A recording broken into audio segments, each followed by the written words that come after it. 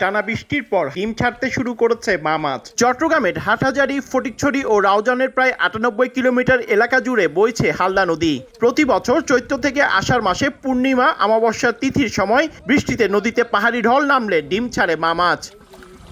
গেল কয়েকদিনের ভারী বৃষ্টিতে হালদায় নেমেছে পাহাড়ি ঢল। বুধবার রাতে খুব অল্প পরিমাণে ডিম ছাড়ে মা মাছ। সকাল থেকে বিকাল পর্যন্ত নদীর গড়দুয়ারা, আজিমের ঘাট, মাছুয়া ঘোনা ও কাগতিয়া এলাকা সহ কয়েকটি অংশ থেকে সংগ্রহ করা হয় ডিম। পরে তা হ্যাচারিতে নিয়ে যান খামারিরা। কেউ আধা বালতি, কেউ 1 বালতি, কেউ 1.5 বালতি, কেউ 2 বালতি পর্যন্ত ডিম পেয়েছে। ডিম বেশি পরিমাণ হয় নাই, হয়তো রাতে আরো আবার হয়তো বাড়বে। এখন তো জোয়ার বাড়ার সময় হয়তো কিছু একটা আমরা ফল পাইতে পারি। মাছের পরিচর্যায় ব্যস্ত সময় পার করছেন মৎস্য কর্মকর্তারা।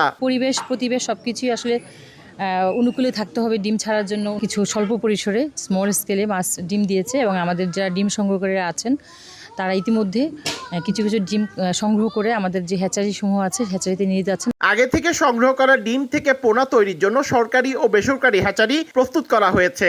পাশাপাশি প্রস্তুত ব্যক্তি মালিকানাধীন মিনি হ্যাচারি ও মাটির কুয়াও। পার্থপ্রতিম বিশ্বাস, সময় সংবাদ, চট্টগ্রাম।